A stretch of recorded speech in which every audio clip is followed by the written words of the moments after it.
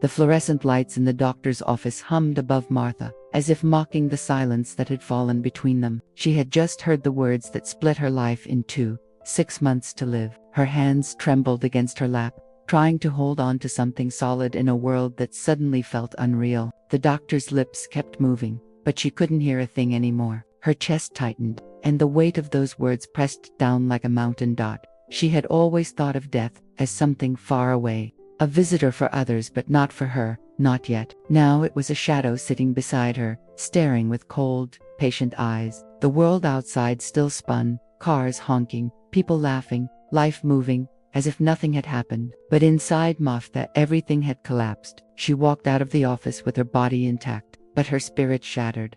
The autumn air hit her face as she stepped onto the street, but she didn't feel its coolness. Colors blurred, sounds distorted, and time itself seemed cruel. She thought of her children, grown and far away, of her sister she hadn't spoken to in 10 years, of the unfinished life she had carried in silence. The weight of regrets fell on her shoulders all at once. At home, the walls felt too quiet, too empty. The ticking of the clock became unbearable, each second a reminder that her life was running out. She sat in the kitchen staring at a half-drunk cup of coffee, realizing it might be one of her last. Tears came, hot and endless, spilling onto her trembling hands. She whispered to herself, "How did I get here?" That night, Martha couldn't sleep. Her bed felt like a cage, her heart beating in restless agony. Every shadow in the room looked like an omen, every sound like a countdown. She remembered birthdays missed, promises broken, dreams buried beneath the weight of responsibility. Her mind wouldn't let her rest. At 3 a.m, she finally rose, wrapped herself in a blanket, and sat by the window. The stars above seemed distant, unreachable, as if mocking her fragility. She had never felt so small, so powerless. Yet beneath the fear, a quiet thought stirred. If I have only 6 months, how will I live them? It wasn't courage yet, only a whisper of survival. But the question echoed in her heart, louder than her fear. For the first time in years, she closed her eyes and prayed. The next morning, Martha woke up as if in someone else's body. She brushed her teeth, made her bed, and poured her coffee, but every gesture felt absurd. What was the point of routine when the end was so near? The house smelled of toast and fresh coffee, yet she tasted nothing. Life had become hollow overnight. She opened her closet and stared at her clothes. Rows of shirts, dresses, and shoes waited for occasions that would never come. She realized how much of her life had been spent preparing for someday to travel, someday to rest, someday to live. Now someday had been stolen from her. The silence of her home grew unbearable. She turned on the television, but the noise only deepened her loneliness. News of politics, scandals, and arguments filled the screen, yet none of it mattered anymore. Her world had shrunk to a ticking clock. She turned it off, and the quiet returned like a heavy fog. As the days passed, Martha noticed the absurdity of her schedule. Bills, appointments, endless chores, all of it felt meaningless. She had spent decades running in circles, busy but not alive. Her heart ached at the realization. She had been surviving, not living, and now it was too late. One evening, she found herself standing in the kitchen holding a photo of her children. They were grown now, scattered across the country, each busy with their own lives. She wondered if they knew how much she loved them, if she had said it enough. Guilt wrapped around her like chains. That night, she lay in bed staring at the ceiling. Every sound of the house, the creak of wood, the hum of the refrigerator seemed louder, mocking her solitude. The emptiness pressed against her chest like a weight she couldn't shake off. She thought, if I disappear tomorrow, who will even notice? And then, once again, she whispered to God. The words came broken, but they were real. Please, show me what to do with the little time I have left. The third day after the diagnosis, Martha broke. She had been trying to hold herself together, to act strong, but the facade shattered in an instant. She dropped to her knees on the living room floor, her body racked with sobs. The carpet absorbed her tears, as if it too had been waiting for this storm. Her cries were raw, pulled from the deepest corners of her soul. She screamed into the silence, asking questions no one could answer. Why her? Why now? What had she done to deserve this? The echoes of her pain filled the house, bouncing off the walls of her loneliness. For the first time in years, Martha spoke to God without rehearsed words, without polite prayers. She begged, pleaded, and confessed. She told him about her regrets, her fears, her longing to make things right before the end. The house felt heavy, yet strangely, her heart felt lighter with every word she poured out. When the tears finally slowed, Martha sat in the stillness. Her face was wet, her body exhausted, but a quiet peace began to stir. It wasn't an answer, not yet, but it was a presence, gentle, steady, and real. For the first time in years, she felt heard. She rose from the floor with shaky legs, her soul trembling but not empty anymore. Something inside her whispered, "You are not alone." And for the first time, she believed it. She looked out the window and noticed the sunrise painting the sky in shades of gold and pink. Life was still beautiful, even in the shadow of death. That morning, she made herself a promise. If she had 6 months, she would not waste them drowning in despair. She would fight to find meaning, even in small things. She would make every day count. The fear was still there, but now it was joined by something else, a fragile seed of hope, planted in the soil of her brokenness. By the end of the week, Martha found herself sitting at the kitchen table with a notebook in front of her. The pages were blank, waiting. She tapped her pen nervously, unsure of where to begin. Finally, she wrote 2 words at the top: "Before I go." She started with regrets, people she had hurt, dreams she had buried, apologies she had never spoken. The list grew heavy, each line like a stone pressing on her chest. She felt shame but also relief. Naming her failures made them real, and real things could be faced. Then she turned to another page and wrote a different list. Things she still wanted to do: travel, see the ocean again, laugh until her stomach hurt, tell her children how much she loved them, and maybe, just maybe, reconcile with her sister, who had become a stranger after years of silence. The 2 lists stared back at her, one filled with sorrow, the other with longing. Martha realized that the first list chained her to the past, while the second pulled her toward life. She wanted to choose life. She had 6 months, and she would spend them chasing light instead of shadows. But fear whispered in the back of her mind, "What if it's too late? What if they don't want me back?" The thoughts stung, but she clenched her fist around the pen. Better to try and be rejected than to leave this world with words unsaid. That night, she dreamed of the ocean. Waves crashed against the shore, strong and relentless, as if reminding her that life itself was relentless too. She woke with tears on her cheeks, but also a strange determination in her chest. The lists had done more than reveal regrets. They had given her a map, and tomorrow, she would take the first step.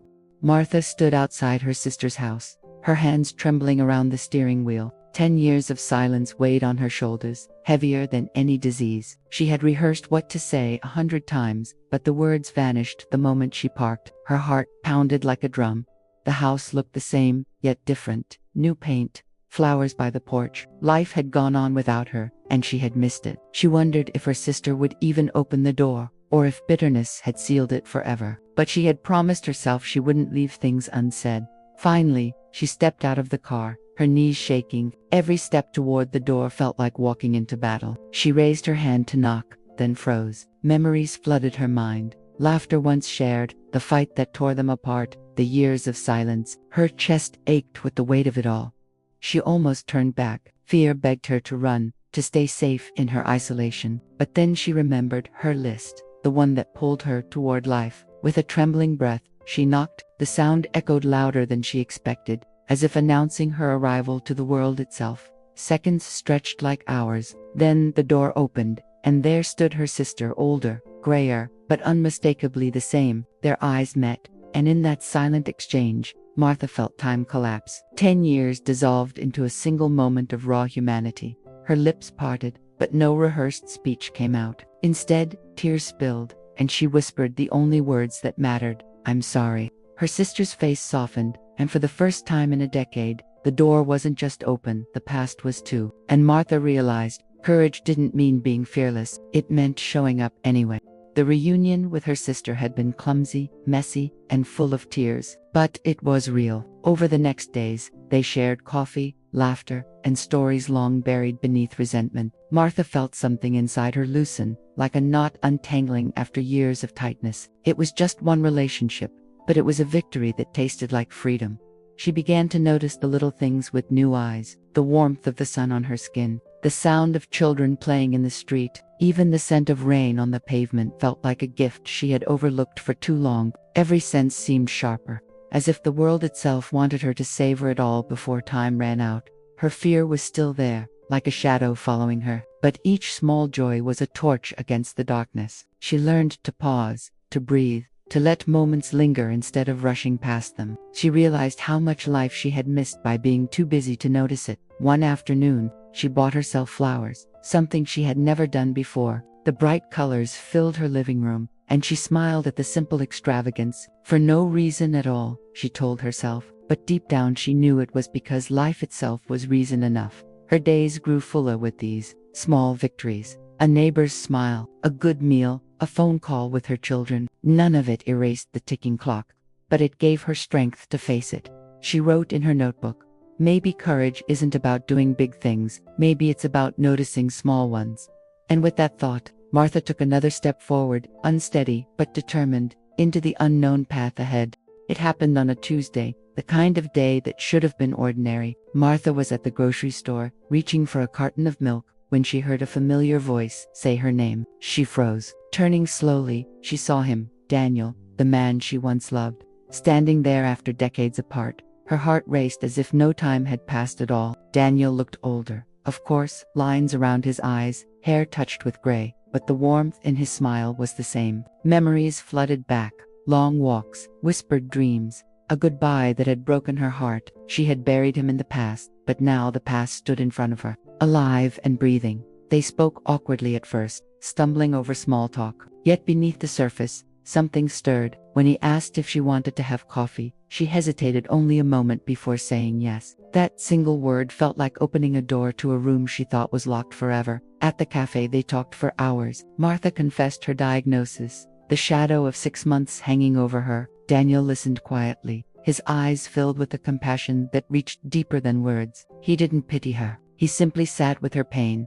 unafraid of it. She left the cafe with her heart pounding. It wasn't romance yet, not even a promise, but it was a spark, a reminder that love in any form was still possible. That night, she wrote in her notebook, "Life isn't finished with me yet," and for the first time in a long time, she slept with a smile.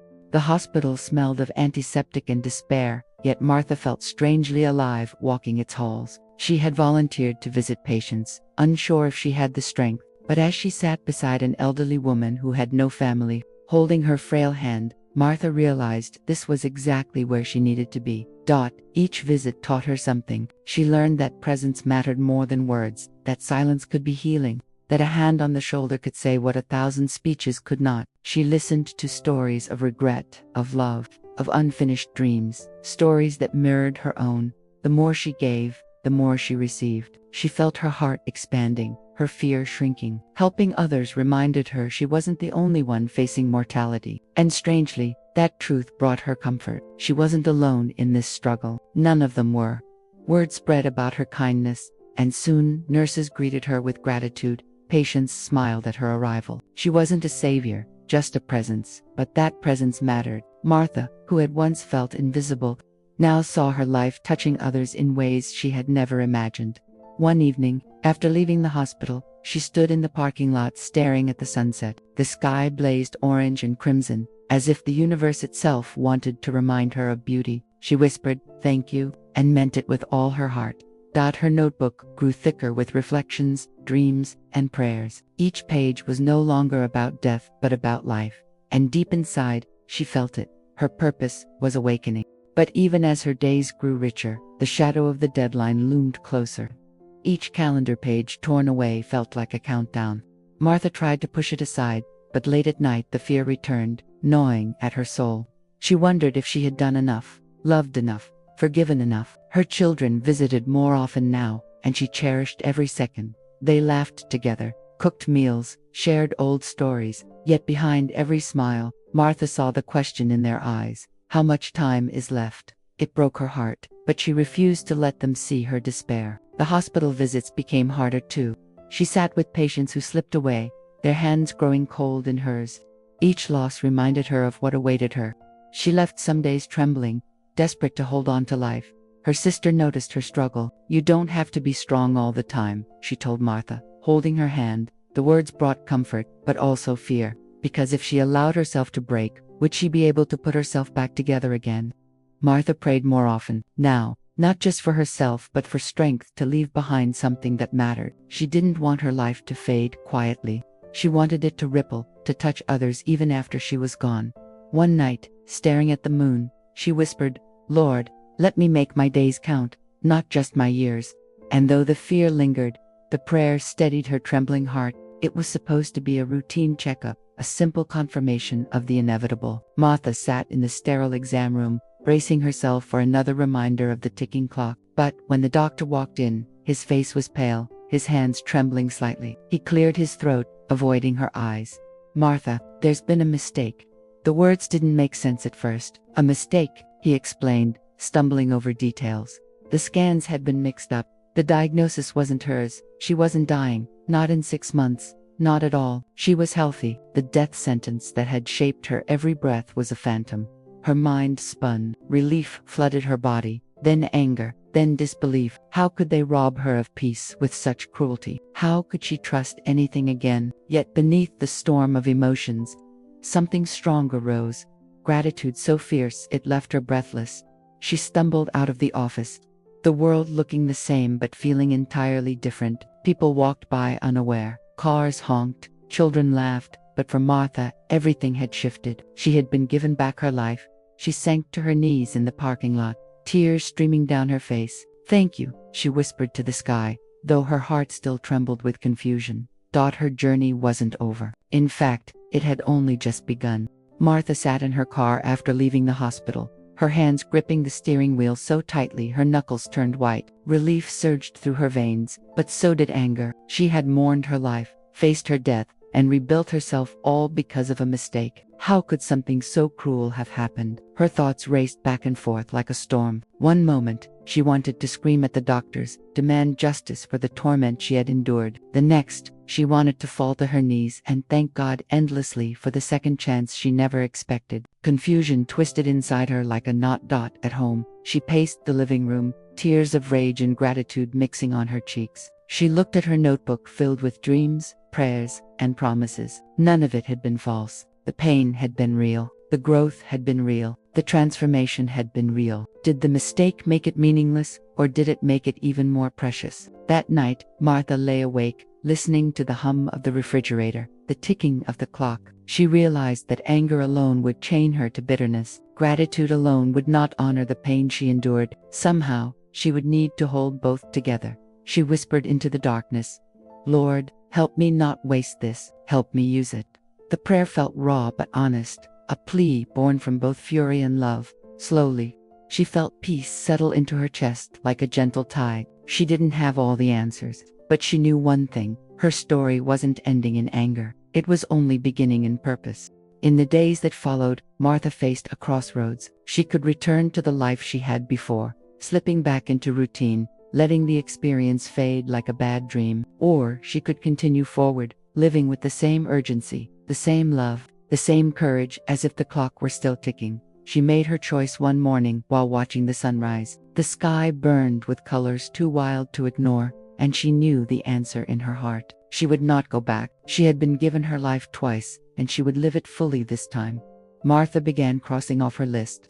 Not because she was dying, but because she was alive. She called her children more often, sent letters to friends she had lost along the way, cooked meals filled with laughter and warmth. She made time for love, not excuses. Her sister noticed the change. "You're different," she said one evening over coffee. Martha smiled softly. "I'm finally living," she replied. And it was true. The diagnosis may have been false, but the awakening it sparked was real. She returned to the hospital as a volunteer, no longer out of desperation but out of calling. The patients still needed someone to sit with them, to remind them they were not alone. And Martha knew, deep in her bones, that this was part of her purpose.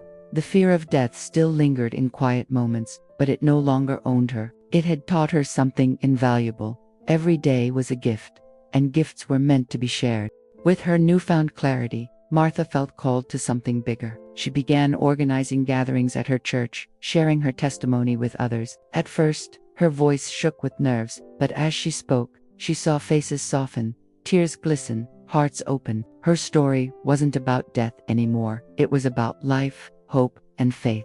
Word spread quickly. People who were struggling came to her, seeking comfort. Some were grieving, some were sick, some simply lost in the emptiness of routine. Martha listened to each one, not as someone who had all the answers, but as someone who understood the fragility of life. She created a small group called Second Chances, where people could gather, share their fears, and rediscover purpose. The meetings were simple, just coffee, conversation, and prayer, but they became a lifeline for many daughter children, once distant, began to admire her not only as their mother but as a woman of courage and faith. They told her they were proud, words she had longed to hear for years. Tears filled her eyes as she realized that the greatest reconciliation had been within her own family. Martha no longer feared being forgotten. She was planting seeds in hearts that would continue to grow long after she was gone.